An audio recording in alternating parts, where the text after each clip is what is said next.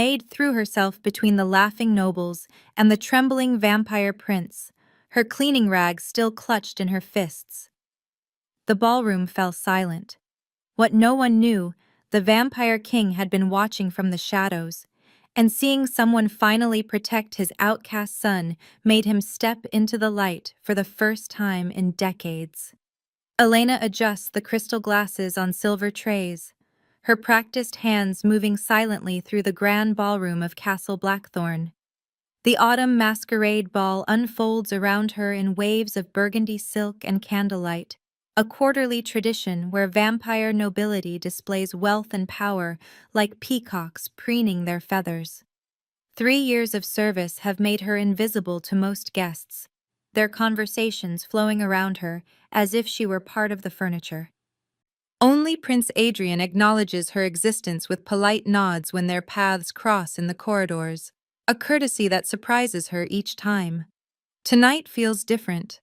The air carries an electric tension that makes her skin prickle, and the shadows seem deeper somehow, more alive. The nobles circle Prince Adrian like wolves sensing weakness, their laughter sharp enough to cut glass. Lady Vivian Ashford leads the pack with predatory elegance, her emerald gown catching light as she gestures toward the prince with mock concern. Her voice drips false sympathy as she catalogues his human-like weaknesses for the assembled crowd, each word a carefully placed barb designed to draw blood. His inability to transform into mist becomes a source of hilarity.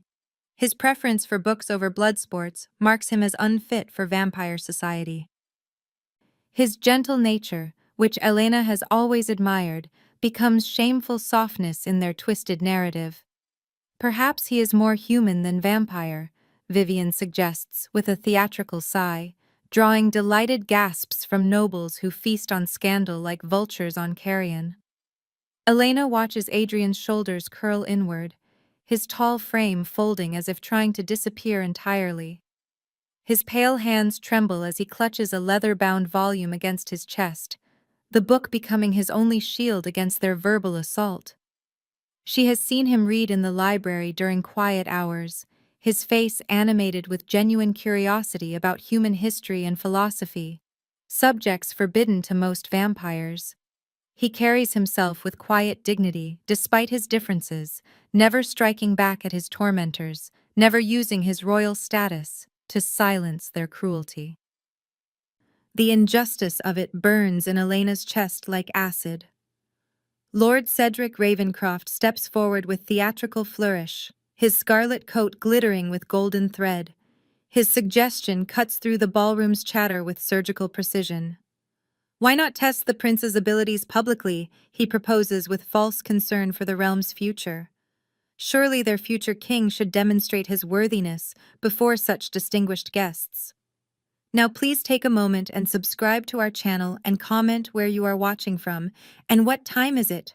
It is always fascinating to see where these stories get all around the world. Thank you.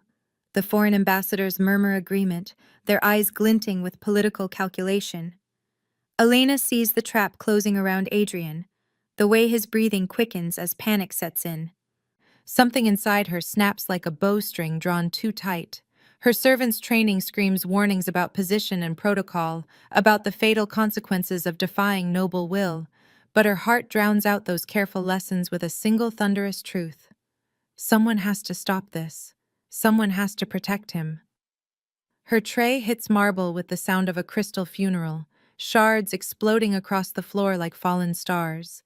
The crash echoes through sudden silence as Elena steps directly between Adrian and the advancing nobles, her cleaning rags still clutched in white-knuckled fists. The gesture looks absurd, a common maid challenging vampire aristocracy with nothing but determination and fury. Her voice emerges stronger than she expected, carrying across the frozen ballroom with unexpected authority. "Leave him alone." The words hang in air thick with shock and disbelief. Every eye turns toward the impudent servant who dared interrupt noble entertainment, their faces displaying emotions ranging from outrage to fascination. Elena feels their stares like physical weight but refuses to move from her protective position. Behind her, she senses Adrian's surprise and gratitude, his relief palpable even without looking back.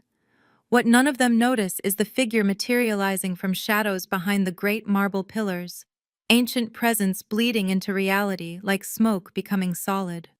The vampire king emerges into golden candlelight for the first time in decades, his terrible attention fixed on the servant girl who accomplished what his entire court had failed to do. The temperature plummets 20 degrees in heartbeats, frost forming on wine glasses as breath turns to mist. King Lysander Blackthorne steps fully into the ballroom's illumination, his presence commanding absolute attention without effort or announcement. 8 centuries of power radiate from his form, like heat from a forge, making the very air tremble with suppressed violence. He moves with predatory grace that speaks of countless hunts and ancient victories, each footstep echoing through the vast space like a death knell, tolling for the unprepared. The assembled nobles drop into deep bows with desperate haste, terror replacing their earlier cruelty as they recognize the true apex predator in their midst. Elena turns slowly, maintaining her protective stance, before Adrian despite every instinct screaming at her to flee. She meets the vampire king's crimson gaze directly, refusing to flinch even as those ancient eyes seem to pierce through flesh and bone to examine her very soul. His face could have been carved from marble by a master sculptor, beautiful and terrible in its perfect symmetry, unmarked by time despite centuries of existence. Recognition flickers in those blood-red depths, followed by something she cannot identify. Approval, perhaps, or maybe just curiosity about the mouse who dared roar at lions. His voice cuts through the silence like silk wrapped around a steel blade, each word precisely measured and devastatingly effective. Interesting, he observes with the detached fascination of a scientist studying an unexpected specimen. My son finally has a champion. His gaze sweeps across the cowering nobles like a searchlight exposing cockroaches, and Elena sees several of them actually shaking with fear. It seems my court has been entertaining themselves, he continues with dangerous softness that promises retribution. Lady Vivian attempts to speak, her earlier confidence crumbling as she tries to explain their harmless fun. But the king's raised hand cuts her off mid-sentence. He begins circling Elena with the patience of a predator in no hurry, studying her from every angle as if she were a fascinating artifact discovered in forgotten ruins. His attention feels like standing too close to a bonfire, overwhelming and potentially fatal. But she forces herself to remain still under his scrutiny. "What is your name, little defender?" he asks, with genuine curiosity threading through the command. "Elena Thorne, Your Majesty," she responds without bowing or breaking eye contact, displaying a boldness that should mean immediate death, but instead draws something almost resembling a smile to those perfect lips. The king tastes her name like fine wine, rolling the syllables around as if testing their flavor and finding them unexpectedly pleasant. "Elena Thorne," he repeats thoughtfully. "Tell me, what did you see here that my noble court did not?" The question carries layers of meaning that Elena senses but cannot fully grasp. She glances back at Adrian, whose grateful eyes provide the courage she needs to speak truth to power. "I saw a prince being hurt for no reason other than cruelty, Your Majesty. And someone had to stop it." Her words ring with simple honesty that cuts through political maneuvering and social pretense like a sword through silk. The king's smile grows sharper, more genuine, as if her directness pleases him in ways that courtly flattery never could. Indeed, he agrees with soft menace. Someone had to. His attention shifts to the trembling nobles like a spotlight finding its targets. "The ball is over," he announces with finality that brooks no argument. "Leave, all of you." The command sends them fleeing like startled birds, their elaborate costumes rustling with desperate haste as they abandon the ballroom to its rightful king. Only Elena and Adrian remain, frozen in their protective tableau as centuries of royal isolation finally begin to crack. Lysander approaches his son with careful steps, as if navigating treacherous ground after years of separation and misunderstanding. Elena maintains her position between them like a human bridge across an impossible chasm, her presence somehow making this reconciliation possible. Adrian, the king says softly, and in that single word 3 years of distance and missed opportunities hang heavy in the candlelit air, waiting for someone brave enough to build the first connection across the void. Elena expects punishment, dismissal, perhaps death for her unprecedented boldness in the ballroom. Instead, she finds herself summoned to King Lysander's private study at the stroke of midnight, her feet carrying her through corridors. She has walked countless times as a servant, but never as a guest. The heavy oak door opens to reveal a sanctuary she has cleaned methodically for 3 years without truly seeing its secrets. Ancient tomes line every wall from floor to vaulted ceiling, their leather spines glowing softly in firelight that seems to emanate from the books themselves rather than the hearth. Parchment maps of kingdoms lost to time spread across his massive desk like yellow seas, their edges curling with age and mystery. Documents bearing wax seals she cannot identify rest in careful stacks, their contents hidden behind languages that predate her understanding. The very air tastes of old magic and older wisdom, heavy with the weight of centuries she cannot fathom. Lysander moves through this space with fluid grace, pouring wine that gleams like liquid rubies from a crystal decanter older than her bloodline. Elena perches nervously on the edge of an ornate chair, carved with symbols that seem to shift in her peripheral vision, acutely aware of her simple servant's dress against the opulent surroundings. Her rough wool and cotton feel coarse compared to the silk wallpaper and velvet drapes, marking her as an intruder in this realm of power and ancient knowledge. "Do you know why I stayed hidden for so long?" Lysander asks without preamble, his voice softer than it was in the ballroom but no less commanding. He settles across from her with the wine, his crimson eyes reflecting firelight like mirrors holding flames. "No." "Your Majesty," Elena responds honestly, her voice barely above a whisper in this sacred space where truth seems to echo with supernatural resonance. "Because I was a coward," he admits with such stark honesty that it steals her breath. The confession hangs between them like a bridge neither expected to cross, raw vulnerability from a creature who has ruled for 8 centuries without showing weakness to anyone. Adrian was born different. He continues with voice thick with regret that spans decades. Weaker, they said, more human than vampire. The words taste bitter in his mouth as he forces them past lips accustomed to commands rather than confessions. "I thought if I stayed away, if I let the court raise him, he might become what they expected." His admission cuts deeper than any blade, revealing the terrible mathematics of royal isolation.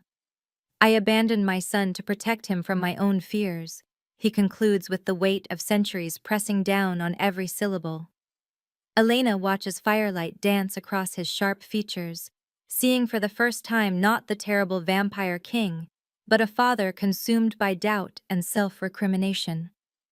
"He is not weak." "Your Majesty," she says with quiet conviction that surprises them both. "He is kind." There is a difference. The distinction hangs in the air between them like a revelation, simple truth cutting through complex justifications with surgical precision. Something fundamental shifts in Lysander's expression, surprise blooming into something approaching wonder, as if he has never heard such clarity before. "When did a servant become so wise?" he asks with genuine curiosity, threading through his amazement. "When I started paying attention instead of just cleaning," Elena replies with boldness that should terrify her, but somehow feels natural in this space where honesty seems to be the only acceptable currency. The king's laughter erupts like distant thunder, rich and genuine and completely unexpected in its warmth. "You intrigue me, Elena Thorne," he declares with decision crystallizing in his ancient voice. "Tomorrow you will no longer serve as a simple maid.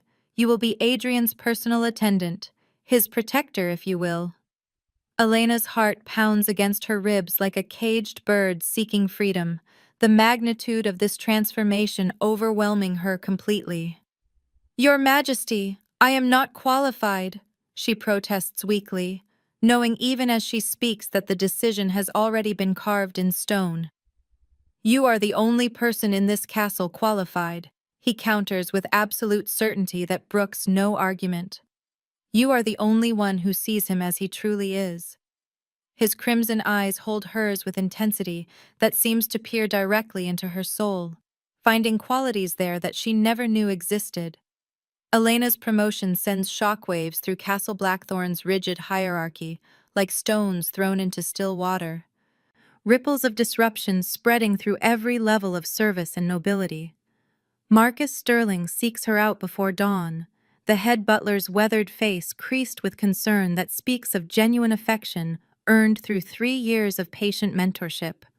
He has been father figure and teacher since her parents died in the plague that swept through the village, his steady presence the anchor that kept her from drowning in grief and uncertainty.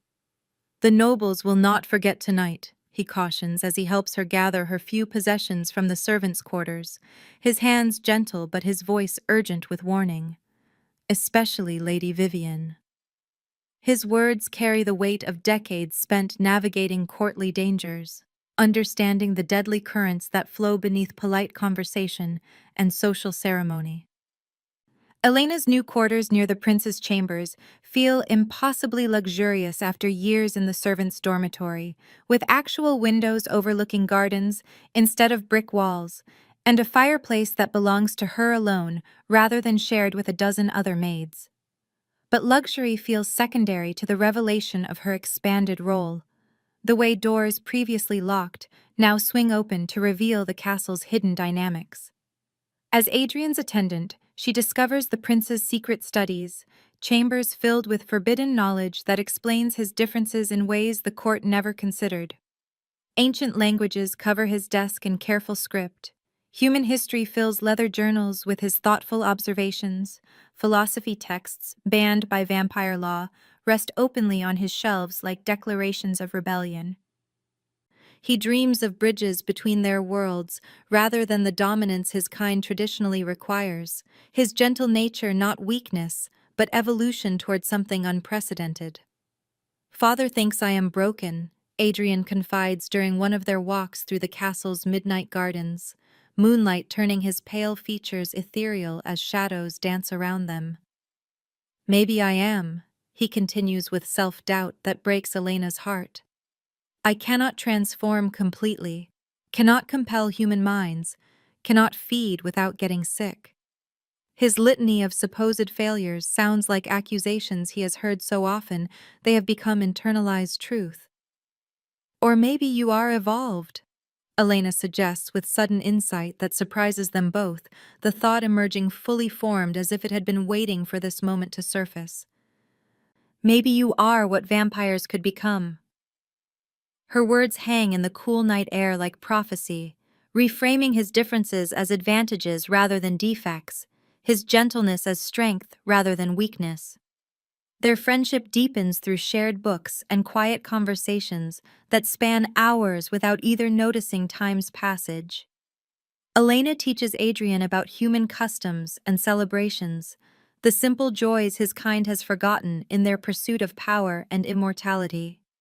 He shares vampire history she never knew existed, tales of civilizations that rose and fell while his father walked the earth, perspectives that span centuries of observation and learning. But their growing bond creates ripples that spread far beyond their private moments, drawing attention from those who see opportunity in change and threat in deviation from established order. Lady Vivian begins her campaign of subtle sabotage with the skill of a master tactician, questioning Elena's fitness for her elevated position through carefully placed whispers and strategic conversations. She suggests improper intimacy between servant and prince, planting seeds of scandal in fertile soil already prepared by social prejudice and political ambition. Each insinuation carries just enough truth to be believable while twisting innocent moments into evidence of manipulation and seduction. She plants doubts about Elena's motivations like poison in wells, questioning her sudden rise in status and the unprecedented influence she wields over the heir to the throne. The whisper campaign spreads through the castle like infection, each repetition adding new details and darker implications until simple friendship becomes calculated manipulation designed to control the future king through emotional manipulation and sexual blackmail. Elena discovers the forged letter quite by accident, finding it slipped beneath papers on Adrian's desk, where it was obviously meant to be discovered during their evening study session. The handwriting mimics her own with disturbing accuracy, every curve and flourish perfectly reproduced by someone who has studied her correspondence with obsessive attention to detail. The contents make her blood freeze in her veins as she reads her supposed confession of using feminine wiles and emotional manipulation to gain influence over the prince, for personal advancement, and ultimate control over the throne itself. The trap has been set with masterful precision, the forged evidence placed exactly where Adrian would find it during their private time together, designed to shatter trust at the moment of their greatest intimacy and mutual understanding. Vivian prepares to spring her carefully constructed snare, confident that this revelation will destroy Elena's position and drive a permanent wedge between the prince and his inconvenient protector.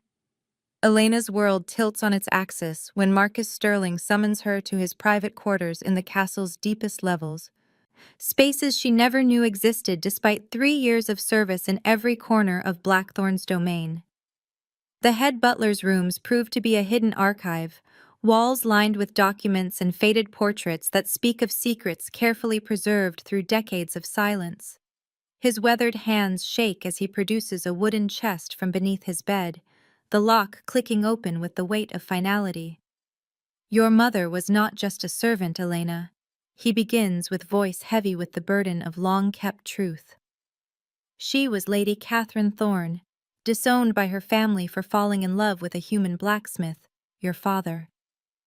The revelation strikes Elena like lightning, illuminating her past in ways that rewrite everything she thought she knew about her origins. The noble blood she has been serving flows through her own veins, a heritage hidden so completely that she never suspected its existence even in her wildest dreams. Marcus spreads the hidden papers across his small table, like artifacts from another life, each document a piece of her stolen identity.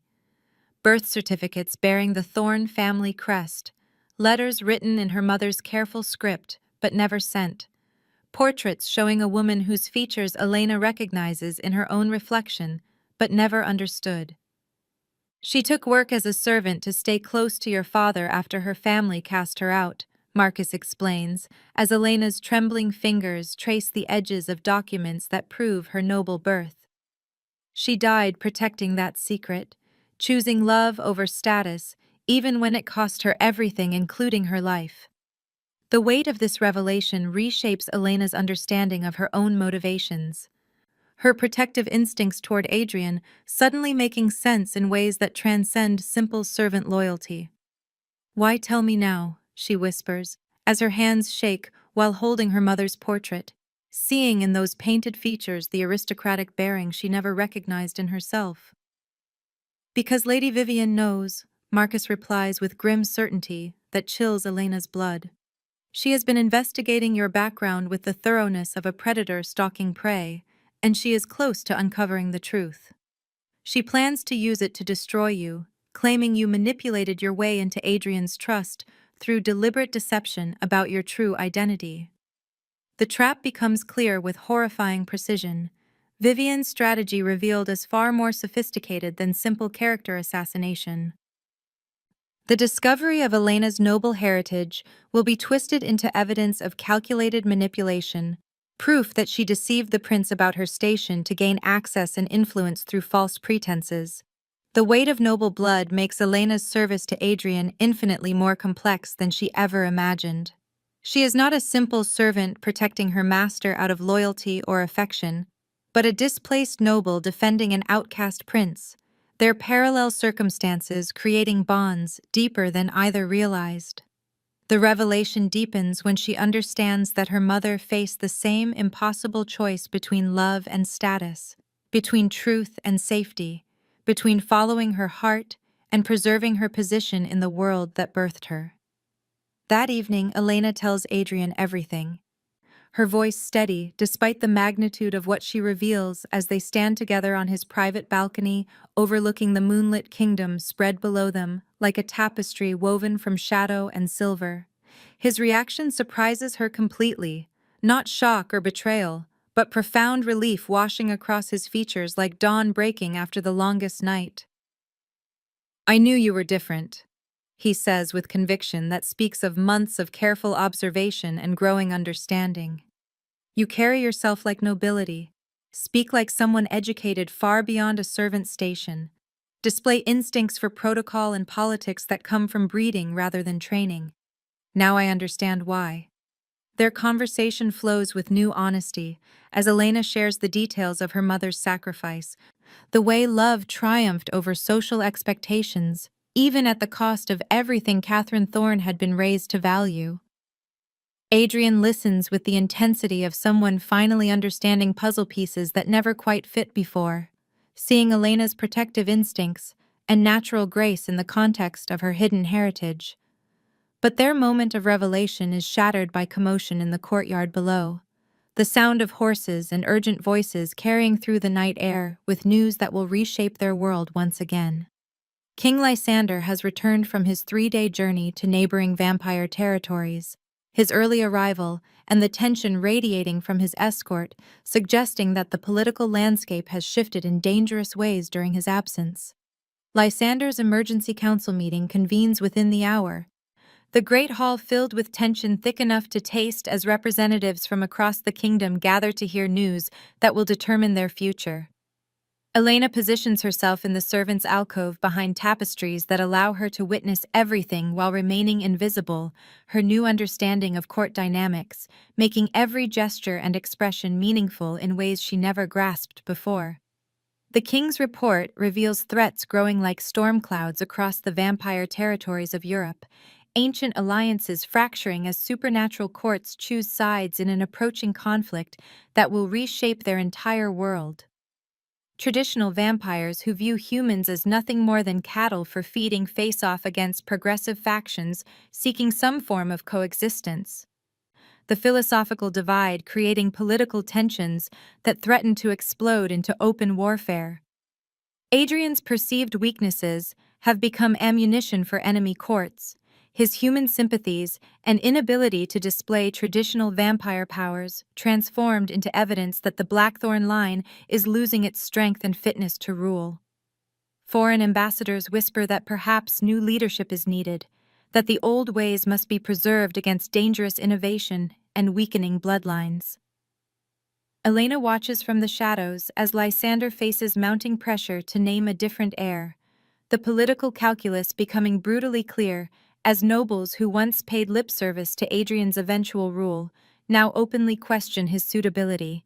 Lord Cedric steps forward with poisonous courtesy, his words carefully chosen to sound like concern while delivering devastating attacks. The prince's human sympathies make him unfit to rule in these dangerous times, he argues with Lady Vivian's visible support, lending weight to his position. Perhaps a regent council should govern until a more suitable heir emerges from the bloodline. The suggestion hangs in the air like a sword waiting to fall, the implication clear that Adrian should be removed from succession entirely. Lysander's response cuts through the political maneuvering like a blade through silk, his voice carrying 8 centuries of absolute authority that brooks no challenge or compromise. "My son will rule," he declares with finality that makes the assembled nobles step back involuntarily. "Anyone who questions that questions me." But Elena sees what others miss. The uncertainty flickering in the king's ancient eyes, the way his hands clench when Adrian's abilities are criticized with increasing boldness by courts that once feared to breathe his name. The political pressure is working like water wearing away stone, creating cracks in Lysander's resolve that his enemies will exploit with surgical precision. After the meeting disperses in uncomfortable silence, Vivian approaches Elena with sweetness so false it makes her teeth ache, her smile sharp enough to cut through pretense and straight to threat. "You have done remarkably well, rising so quickly from servant to confidant," she purrs with malice disguised as admiration. "But nobility recognizes nobility, does it not? I wonder what the court would think if they knew about your interesting heritage." The threat hangs between them like a blade held to Elena's throat.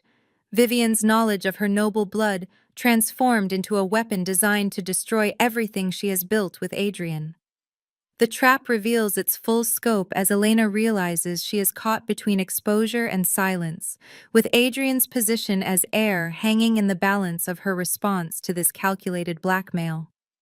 That night, Elena discovers the secret meeting quite by accident, following strange sounds to a hidden chamber where Vivian conspires with foreign vampire ambassadors in voices low enough to escape normal detection. Their planning chills her blood as she realizes the scope of their ambition. A coordinated effort designed to force Lysander into an impossible choice between his kingdom's survival and his son's future. Elena herself has become the key to their plan, her noble heritage the final piece they need to complete Adrian's destruction and clear the path for a more traditional heir who will serve their political purposes. The conspiracy reaches far beyond simple court intrigue into the realm of international politics, with Elena trapped at the center of forces that dwarf her understanding but demand her immediate response. Vivian's machinations reach their crescendo during the castle's winter solstice celebration, the grandest event of the vampire social calendar, when foreign dignitaries and neighboring courts gather to witness the Blackthorne dynasty's continued power.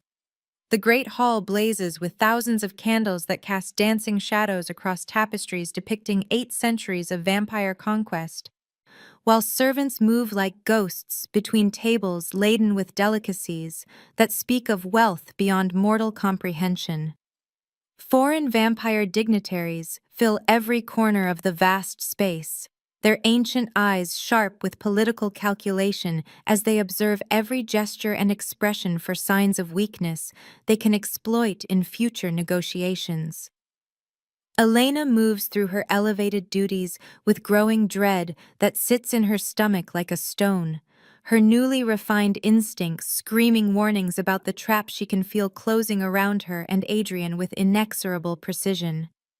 The very air seems charged with malicious anticipation, conversations stopping abruptly when she passes, as if her presence triggers some prearranged signal among conspirators who have been waiting for this moment to strike. The blow comes during the formal presentations when protocol demands that honored guests address the assembled court, a tradition that Vivian has clearly chosen as the perfect stage for her calculated destruction. She rises from her place among the nobility, with false regret painting her beautiful features, every gesture choreographed for maximum dramatic impact as she prepares to deliver the speech that will shatter Elena's world. "Your Majesty," she begins with voice pitched to carry across the silent hall, "a matter of grave concern has come to light that I can no longer in good conscience keep hidden from your wisdom. It appears we have a fraud in our midst, someone who has deceived us all with elaborate lies designed to manipulate our most sacred institutions." Her words fall like hammer blows on anvil metal, each accusation carefully crafted to build toward inevitable destruction as she produces documents that appear authentic enough to fool casual inspection.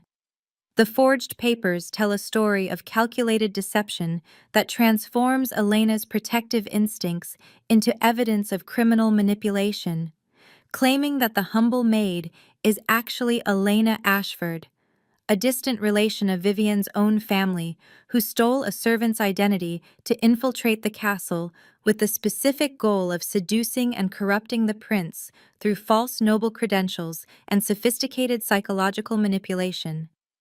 The accusations hit Elena like poisoned arrows fired from ambush, each revelation more damaging than the last, as Vivian weaves her web of lies with the skill of a master storyteller. According to the fabricated evidence, Elena deliberately sought employment at Castle Blackthorne, using stolen documents and a carefully constructed false identity, then systematically worked to gain Adrian's trust through calculated displays of affection and protection designed to make him dependent on her emotional support. The foreign ambassadors murmur appreciatively among themselves, their knowing looks and satisfied nods confirming that this revelation validates their existing suspicions about Blackthorne weakness and the corrupting influence of human sympathizers within the vampire aristocracy.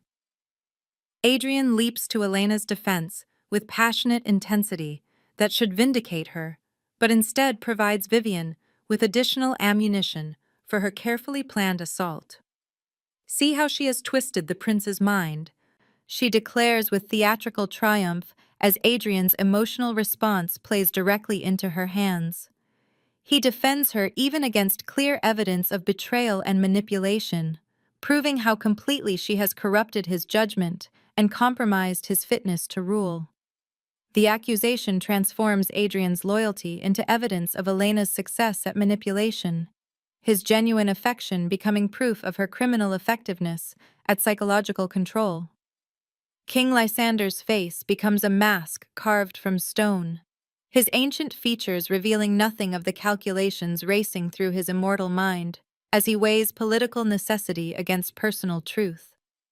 Elena expects immediate banishment, or worse, knowing that even if Lysander suspects the accusations are false, political pressure from foreign courts might force him to sacrifice her for the stability of his kingdom and Adrian's future as heir. Instead, he makes an unexpected demand that cuts through Vivian's elaborate performance like a sword through silk, his voice carrying the authority of 8 centuries without a trace of doubt or hesitation. "Prove it," he commands with finality that stops Vivian's flow of accusations as surely as a dam blocks a river. "Your Majesty," she falters, clearly unprepared for this response to what should have been overwhelming evidence of Elena's guilt and deception. "If Elena is truly this Ashford infiltrator as you claim," Lysander continues with the precision of a master strategist who has survived centuries of political warfare, "then she will bear the family mark that proves her allegiance.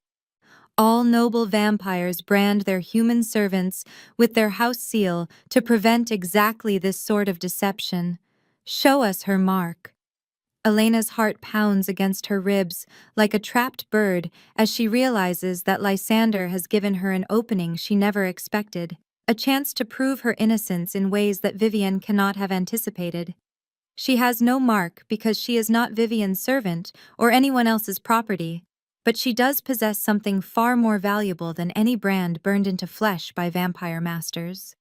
Her mother's ring hangs hidden beneath her dress on a silver chain, the authentic Thorne family crest that has been passed down through legitimate bloodlines for generations before Vivian's family ever purchased their titles through political maneuvering and carefully orchestrated murders. The revelation of Elena's true heritage transforms the political landscape in ways that Vivian never anticipated, her carefully constructed trap becoming the very mechanism that elevates her intended victim beyond reach of further accusations. When Elena produces her mother's ring with hands that shake only slightly despite the magnitude of this moment, the authentic Thorne crest catches candlelight and throws it back with the authority of centuries, predating Vivian's house by generations and carrying bloodline legitimacy that no amount of forged documents can challenge. The false papers crumble like autumn leaves in a fire as the assembled court recognizes the significance of what Elena has revealed, their whispers shifting from condemnation to amazement as they realize they have witnessed not the exposure of a fraud, but the restoration of a lost noble line. But the real shock comes when Lysander recognizes the ring with the clarity of ancient memories suddenly awakened, his crimson eyes widening as he sees past the decades to recall faces and friendships that shaped his early reign. "Lady Catherine Thorne," he says softly, as recognition floods his features with something approaching wonder. "I knew her mother well," he continues as his voice carries across the silent hall with the weight of historical truth that no one can dispute. "The Thornes were allies of my family, long before the Ashfords bought their titles with blood money and political assassination. His words transform the entire dynamic of Vivian's accusation, revealing not Elena's deception, but the authentic nobility that flows through her veins by right of birth rather than purchase or political manipulation. Vivian's trap backfires with spectacular completeness, her attempt to expose Elena as a fraud, instead revealing her own family's inferior standing and the legitimate noble heritage that makes Elena's service to Adrian not subservience but alliance between equals. The foreign ambassadors shift uncomfortably in their elaborate chairs, their earlier confidence evaporating as they realize they have backed the wrong player in this deadly game of court politics and bloodline legitimacy. It seems, Lysander continues with voice carrying the accumulated authority of centuries spent navigating political treachery, that my son has chosen his defender wisely. Noble recognizes noble, as some would say, and his gaze sweeps across the assembled dignitaries with meaning that none of them can fail to understand. Adrian steps forward with his usual timidity, replaced by newfound strength that transforms his entire bearing from uncertain youth to confident air, his decision crystallizing in this moment of crisis that demands clear allegiance and unwavering commitment. Elena Thorne has shown more loyalty and honor in months than some have shown in years, he declares with voice that carries to every corner of the great hall. If her bloodline is questioned, let mine be questioned as well. We stand together. The public declaration sends shockwaves through the assembled court like lightning striking a tower. The prince's claim of Elena as his chosen companion, elevating their relationship from servant and master to potential equals in ways that reshape every political calculation in the room. It represents a political masterstroke that Vivian never anticipated, Adrian's willingness to stake his own legitimacy on Elena's honor, creating an alliance that transcends the simple accusations of fraud and manipulation. But victory comes with immediate and deadly danger that Elena recognizes in the meaningful glances exchanged between foreign ambassadors, their earlier disappointment transforming into something far more sinister as they realize that character assassination has failed and more direct methods may be required. She catches fragments of whispered conversations about removing obstacles and arranging unfortunate accidents. The political game evolving from manipulation and lies into territory where lives become expendable in pursuit of larger goals. The celebration continues around them with forced normalcy that barely conceals the undercurrents of violence and retribution flowing beneath the surface of polite conversation and diplomatic courtesy. Elena discovers the crossbow bolt embedded in her chamber wall purely by chance, returning to her rooms earlier than usual after the evening's revelations leave her too exhausted to maintain the social pretense required by court function. The iron tip protrudes from the stone exactly where her head would have been if she had entered at her customary time. The message is clear as if her would-be assassins had left a written threat explaining their intentions and methods. The assassination attempt forces Lysander to act with the decisiveness of a ruler who has survived 8 centuries of political intrigue and deadly conspiracies. He confines the foreign ambassadors to their quarters under heavy guard while launching a secret investigation that penetrates every corner of the castle's complex hierarchy. But Elena knows with chilling certainty that the real threat comes from within the very heart of their supposed sanctuary. Vivian's desperation has transformed her from a political schemer into something far more dangerous, her allies no longer content with character assassination, but willing to eliminate physical obstacles to their ambitions through whatever means necessary. Marcus Sterling becomes Elena's constant shadow, the old butler's protective instincts emerging with the intensity of a father defending his daughter from predators he knows all too well. Your mother faced similar threats, he reveals as they methodically search her quarters for additional traps with the thoroughness of soldiers expecting ambush at any moment.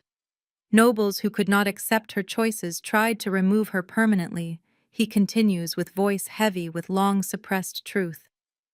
That is really how she died, not from illness as the official records claim, but from poison administered by those who saw her love as a threat to their version of proper social order. The revelation reframes Elena's entire understanding of her past, like lightning illuminating a previously dark landscape, showing her that her mother was not simply a noble who chose love over status, but a victim of political murder carried out by those who could not tolerate deviation from their rigid expectations. The parallel to Elena's current situation proves both chilling and clarifying, revealing patterns of violence that repeat across generations when love threatens established power structures and challenges the careful boundaries between different levels of society. Adrian refuses to let Elena face this escalating danger alone, despite his father's explicit orders to remain under protection, his usual compliance giving way to protective instincts that override royal commands and personal safety considerations. He slips away from his assigned guards with surprising skill, using knowledge of the castle's hidden passages gained through years of avoiding courtly obligations to join Elena's investigation into the conspiracy that threatens both their lives. Together, they uncover evidence of Vivian's treasonous alliance with foreign agents, discovering that her schemes extend far beyond simple character assassination into actual betrayal designed to weaken the Blackthorne line and create opportunities for enemy courts to exploit perceived weakness. The evidence leads them through a labyrinth of secret communications and hidden meetings to the castle's ancient crypt, where Vivian has arranged a midnight gathering with her co-conspirators in the one location where conversations cannot be overheard by casual observers or loyal servants. Elena and Adrian plan to position themselves among the stone tombs to eavesdrop and gather the final proof needed to expose the full scope of the conspiracy, but their careful strategy walks them directly into a trap, prepared with the thoroughness of a master predator who has anticipated every possible move. How convenient! Vivian emerges from behind a stone tomb, bearing the carved likeness of Adrian's grandfather, flanked by armed mercenaries, whose presence in the sacred crypt represents the ultimate desecration of family honor and vampire tradition. The pretender prince and his pet noble delivered together like lambs to slaughter, she continues with satisfaction that reveals the depth of her planning and the completeness of her preparation. This will look like a tragic accident. Star-crossed lovers meeting their end in the family tomb, where their forbidden romance finally drove them to the ultimate expression of shameful despair. The setup reveals itself as perfect for Vivian's narrative purposes. Elena and Adrian's deaths in the crypt, designed to appear as a suicide pact that removes both obstacles to her political ambitions, while painting their relationship as a scandalous romance that ended in the shame and desperation that proper society always predicted would result from crossing established boundaries. The confrontation in the ancient crypt becomes a crucible that transforms all three characters in ways that none of them could have anticipated. Pressure and mortal danger, stripping away pretense to reveal the true nature hidden beneath social roles and political maneuvering. Adrian faces Elena's imminent death and finally accesses his vampire abilities, but not the traditional powers of mistransformation and mental compulsion that have been expected of him since birth.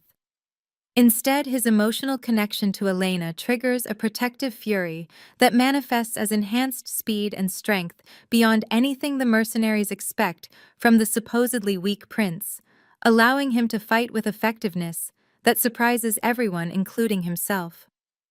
Elena draws on her mother's hidden lessons in true nobility, not the bloodline privileges she has recently discovered, but the authentic leadership that emerges under pressure when lives hang in the balance, and courage becomes the only currency that matters. She uses the crypt's ancient architecture and her intimate knowledge of the castle's secret passages to turn Vivian's carefully prepared trap against her, separating the conspirators and buying precious time for help to arrive or opportunities to develop.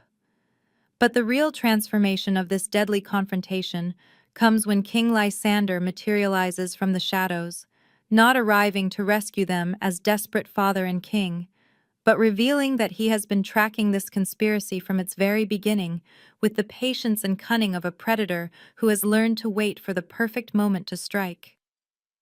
"Did you really think," he asks Vivian, as she finds herself suddenly cornered by the very king she thought she was manipulating, "that I would not know about foreign agents operating within my own castle, that I would not recognize my father's old enemies, attempting to repeat the same strategies that failed against stronger generations of Blackthorne rulers?"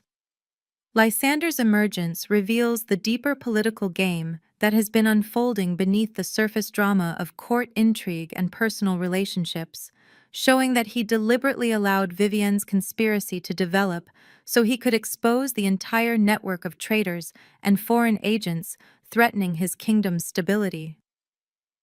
Elena and Adrian's relationship provided the perfect catalyst to force his enemies into the open, where they could be identified and eliminated, with the thoroughness necessary to ensure permanent security.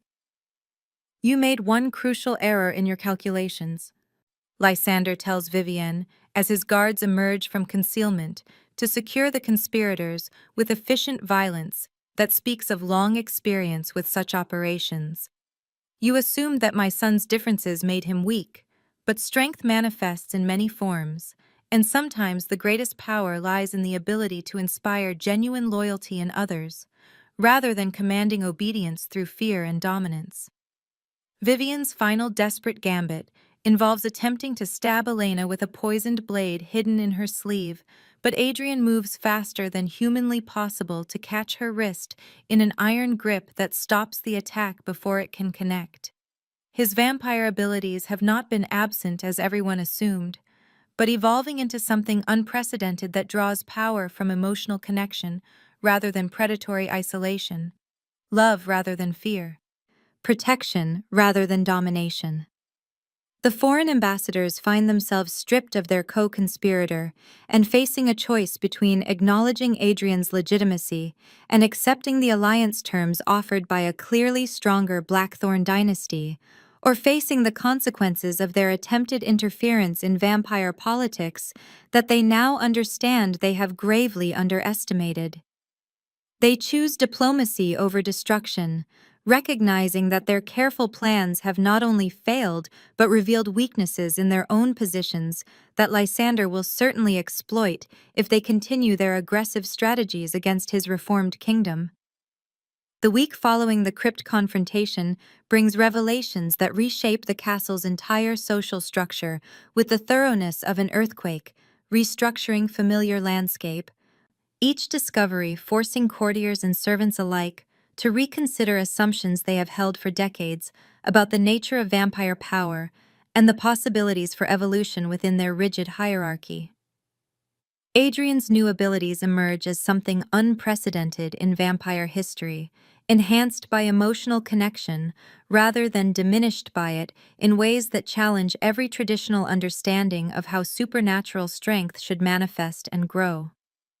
He cannot transform into mist or command the wind like his ancestors, but he can move faster than shadows when protecting someone he loves. His speed becoming supernatural, not through dominance, but through devotion that amplifies his physical capabilities beyond anything the old guard anticipated or prepared for. He cannot compel human minds through the ancient arts of mental manipulation, but he can inspire genuine loyalty that proves far more powerful than forced obedience, his influence growing through trust and admiration rather than fear and supernatural coercion that has defined vampire-human relations for centuries. The castle's physicians and scholars find themselves studying phenomena that their ancient texts never described, documenting abilities that seem to strengthen with emotional bonds rather than weaken through attachment as traditional vampire lore insisted would be inevitable. Elena's official recognition as nobility transcends the simple restoration of her family name to create an entirely new model for vampire-human relations that transforms the castle's social dynamics from top to bottom. As Lady Elena Thorne, she becomes Adrian's formal advisor and the crucial bridge between the castle's human servants and vampire nobility, her unique perspective proving invaluable for implementing Lysander's increasingly progressive policies that seek to modernize their ancient kingdom. Her insights into both worlds allow her to translate concerns and suggestions across social boundaries that have remained nearly impermeable for generations, creating dialogue where only silence and submission existed before. The human staff begins to speak with voices rather than whispers, their opinions sought and valued rather than ignored or punished. While vampire nobles discover that listening to different perspectives strengthens rather than weakens their decision-making capabilities and produces solutions to problems that centuries of traditional approaches failed to resolve. Elena establishes regular councils where representatives from all levels of castle society can present ideas and concerns, her mother's diplomatic skills manifesting as she navigates complex negotiations between groups that have never before considered each other's welfare as relevant to their own interests. King Lysander himself undergoes the most dramatic personal transformation of anyone in the castle, years of hiding from his son's perceived deficiencies converting into profound pride in Adrian's unique strengths that represent evolution rather than deviation from vampire excellence. He spends hours in conversation with Elena about Adrian's development, seeking to understand how his fears and disappointments blinded him to possibilities that now seem obvious in retrospect. "I spent centuries fearing he was not vampire enough," Lysander confides to Elena during one of their walks through the gardens, where she and Adrian first shared their dreams of bridging worlds that seemed impossibly separated by tradition and prejudice. "I never considered that he might be something better than purely vampire." He continues with wonder at his own blindness to the value of different approaches to strength and leadership that his son's nature made possible. The king begins rewriting laws that have governed vampire society for millennia, eliminating restrictions based on outdated assumptions about human capabilities and worth, creating frameworks for cooperation that previous generations would have considered impossible or dangerous. He establishes new courts where humans and vampires can address grievances together, recognizing that justice requires understanding multiple perspectives rather than imposing solutions from a single point of view. Marcus Sterling reveals one final secret about Elena's mother that recontextualizes everything the young woman has discovered about her heritage and purpose, showing that Catherine Thorne had been far more than a displaced noble seeking shelter in royal service. She had been Lysander's contemporary in the Old Court during its most transformative period, a human advisor whose wisdom helped shape vampire law for generations, and whose influence extended far beyond the romantic relationship that ultimately cost her life. Marcus produces documents and letters that reveal Catherine's involvement in drafting treaties with human kingdoms, her role in establishing trade agreements that brought prosperity to vampire territories, her insights into human psychology that helped prevent wars and build alliances that strengthened rather than threatened vampire security. Elena's protective instincts toward Adrian echo her mother's dedication to building bridges between worlds, revealing genetic predispositions toward diplomacy and courage that manifest across generations when circumstances demand extraordinary responses to extraordinary challenges.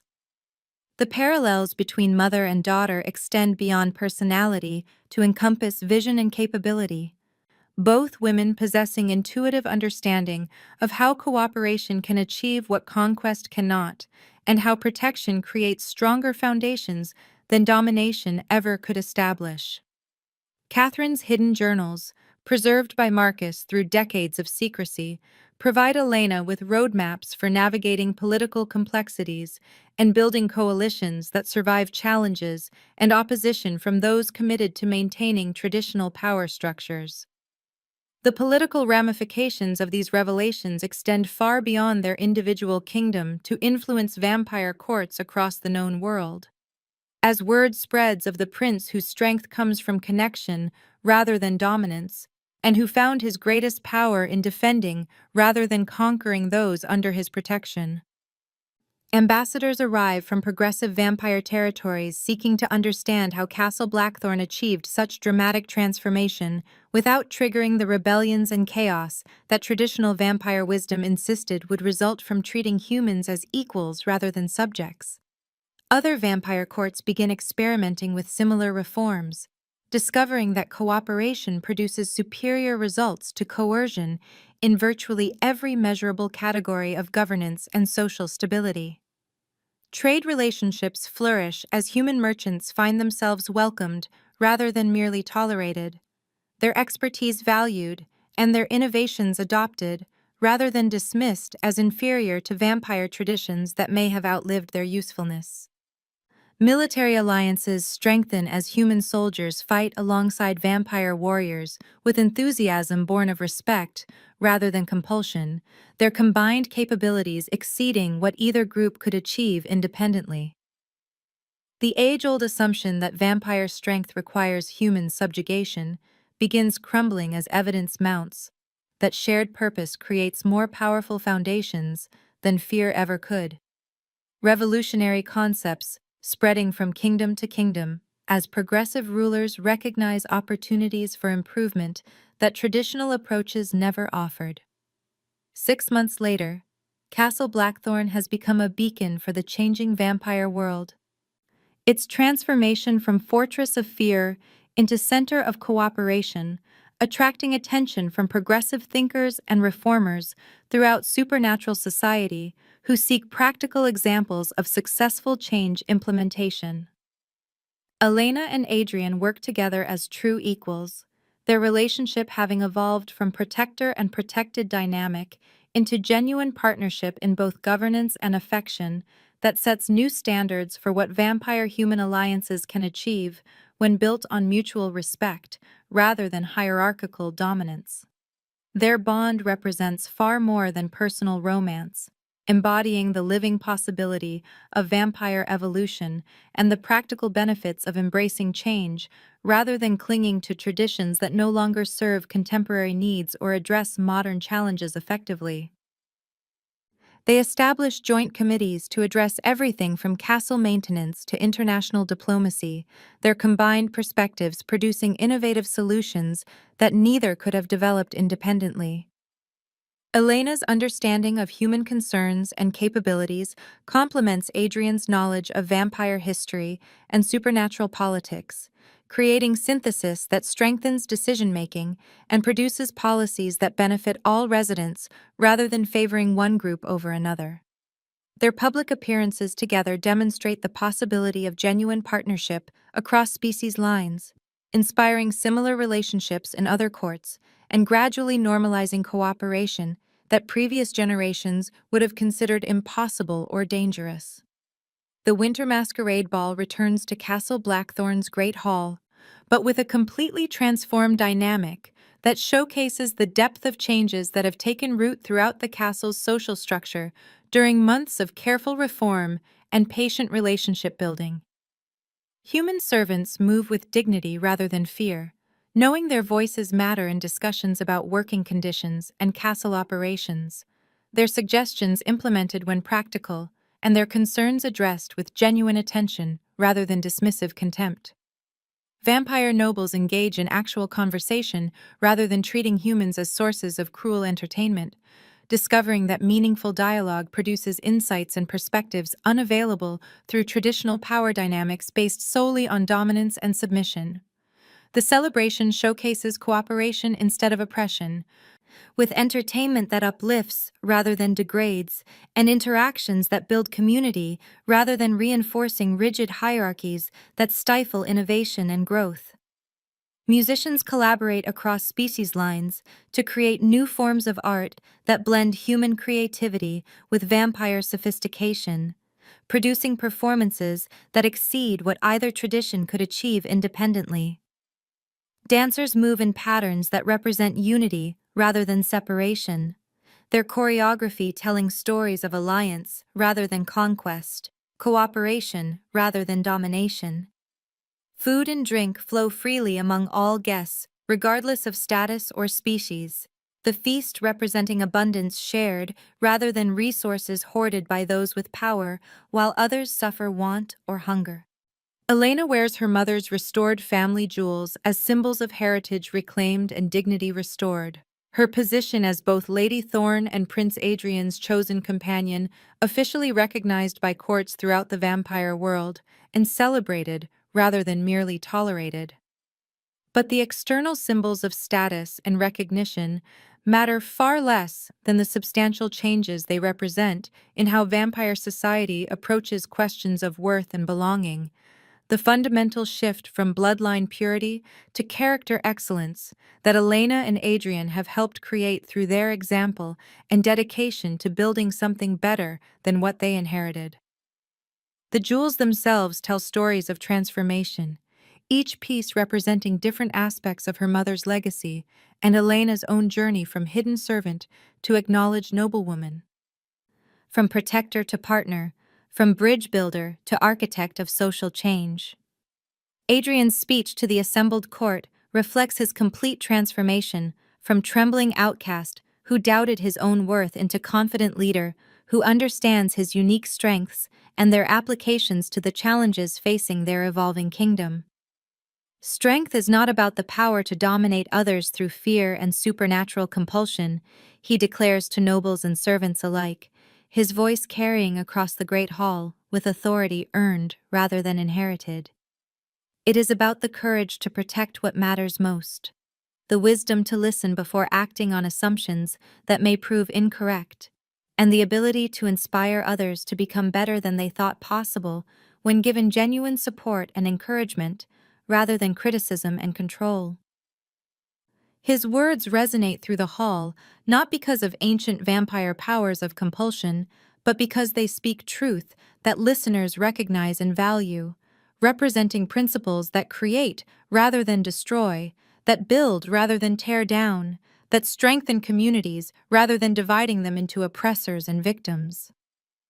The applause that follows comes from genuine appreciation rather than fearful compliance, recognition of leadership that serves others rather than demanding service, authority that empowers rather than diminishes those subject to its influence.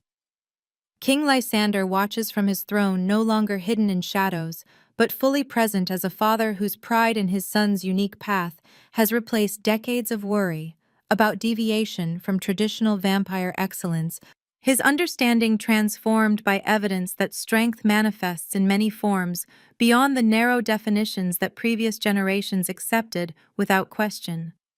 The kingdom he will eventually pass to Adrian will be stronger, not despite the prince's differences, but because of them.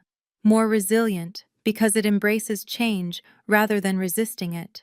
More prosperous, because it values cooperation over conquest and builds alliances rather than simply demanding submission from neighbors who could become partners instead of enemies.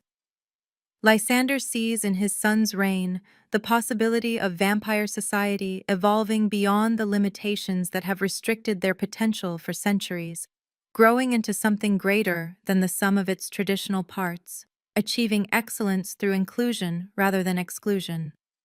Through building up rather than tearing down, through creating value rather than simply claiming it from others. The story reaches its conclusion with Elena and Adrian in the library, where they first shared their dreams of bridging worlds that seemed impossibly separated by centuries of mistrust and violence, surrounded by books that serve not just as repositories of old knowledge, but as foundations for new understanding about what becomes possible when courage meets wisdom and love proves stronger than fear.